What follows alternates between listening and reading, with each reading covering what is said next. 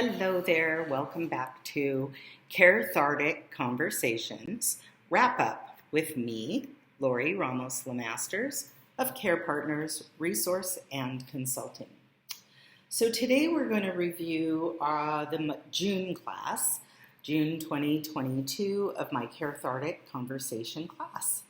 So first of all, just so you know, I had a whole class designed, and we had a very small group of people show up.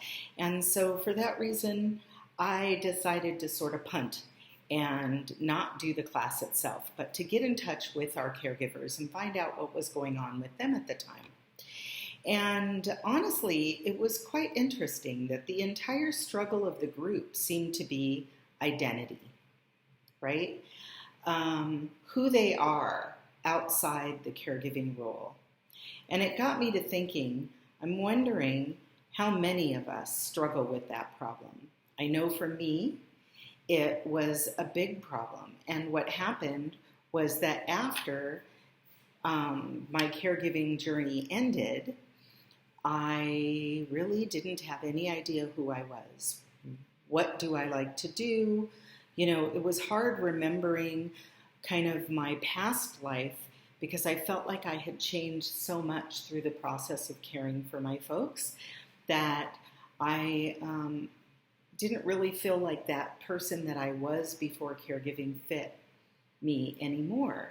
But I really didn't recognize who I was now and who I wanted to be. So we started the class by doing a 5-minute sprint. If you've watched many of my videos here, the CAREthartic Conversation, you'll notice that that's a go-to for me. I usually like to try to start the class that way to try to get everybody in sync, and it's a nice, easy writing technique to get started as long as you've got a good prompt or an idea of where you want to go with it. So what we did was we started with a 5-minute 5-minute sprint. We actually wrote for 7 minutes. And I suggested that you write from the perspective of someone else. So write about who you are, but from the perspective of how other people see you. Maybe how your loved one sees you, or even how a pet sees you, or a stranger in the grocery store or something. So you're going to do that for 7 minutes, and you use the prompt, I was in the store and I saw this person interacting with her loved one, or thinking about my friend Lori. I feel like she is, okay? That's going to be some prompts that you can use. And you're going to write for 7 minutes.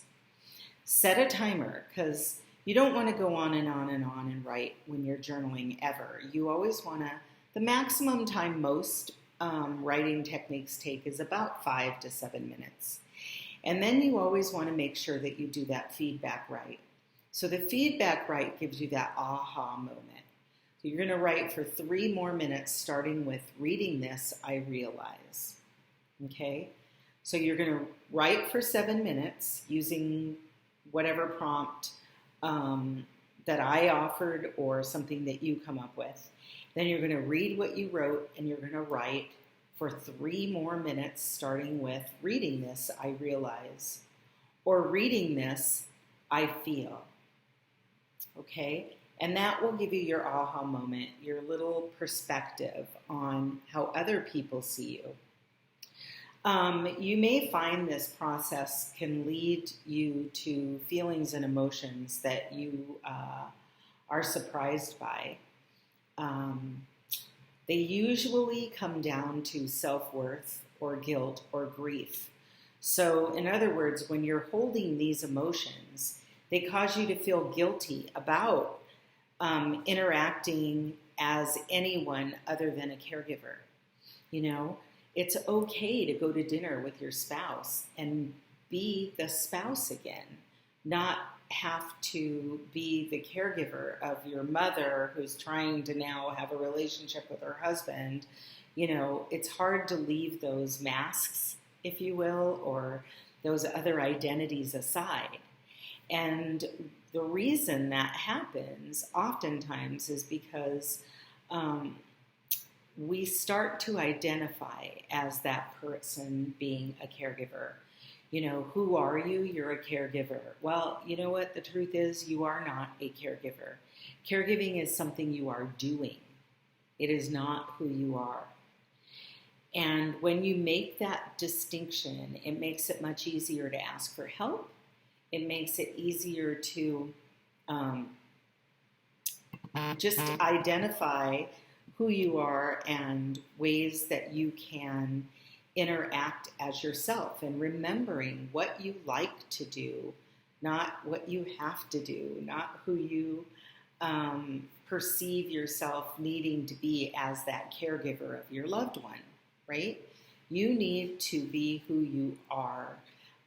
For instance, I'm Lori. I am a person who loves my family. I identify with them very well. I am Lori, a person who loves to go to movies, and I enjoy walking. I don't necessarily enjoy working out, but I do it because it helps keep me healthy. I am Lori, a person who enjoys writing and who likes to do poetry and journal, right? So those are things that I like to do, and that's who I am. I am not Lori, a caregiver who wakes up every day and identifies solely as the person who is in charge of and caring for another person. That is something that I am doing. And I think it's really important to understand that distinction. And once you understand the distinction, I think it's important to try to step outside of that caregiver identity. So the other thing that we did was we finished our class by everyone writing an emancipation proclamation. Set yourself free from identifying as a caregiver, and recognize that there are many other roles that you carry in this life, not just the role of caring for a loved one. So you may want to try to do that. Write yourself an emancipation proclamation or a declaration of independence. Declare yourself independent from that role of caring for a loved one, because you are so much more than that. You are not just a caregiver. Even though it's what you're doing, you may love what you're doing. You may, I made a choice to be a caregiver and care for my parents until they passed away, and I do not regret it. I truly do not regret it. I had some time with my folks that I would not have had otherwise. But it didn't change my identity into a caregiver for the rest of my life. And it's so important that you identify that and keep that clear, that distinction. So try that process, writing yourself an emancipation proclamation or a declaration of independence. If you'd like some more writing techniques or journaling information, you can get that at my Facebook page, carepartnersresource.com, or at my website, Care Partners Resource.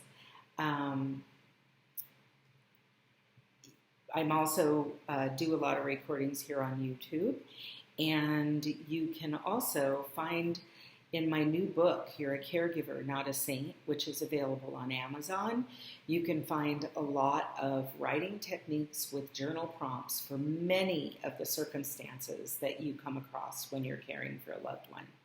And I'm sorry, I just realized I gave you my website instead of my Facebook page, which is just Care Partners Resource and Consulting. So you can find me all over the place if you just Google my name or Care Partners Resource. I hope you have a wonderful day. By the way, our next CAREthartic Conversation classes will be in August. We're taking July off. So they're August 17th from 1:30 to 3 p.m. If you're interested in participating, We do them via Zoom and in person. Please shoot me an email at lori@carepartnersresource.com and I'll be happy to send you a link. All right. Hope you have a great day.